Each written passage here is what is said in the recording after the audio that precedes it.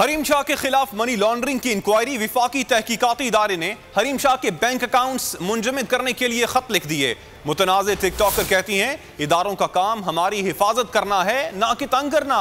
الزام لگانے والوں کا مقصد کردار کشی ہے۔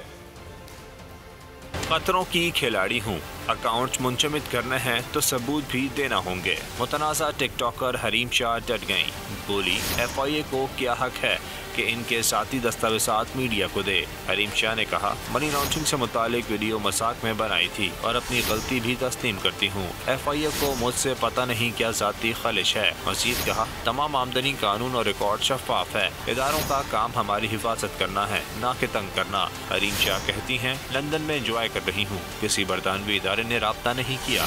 الزام لگانے والوں کا مقصد صرف میری کردار کشی ہے۔ وفاقی تحقیقاتی ادارے نے حریم شاہ کے خلاف منی لانڈرنگ کی انکوائری کرنے کے لیے بینک اکاؤنٹ منجمد کرنے کے لیے خط لکھا تھا۔ سبسکرائب کریں اور بیل دبائیں تاکہ کوئی خبر رہ نہ جائے۔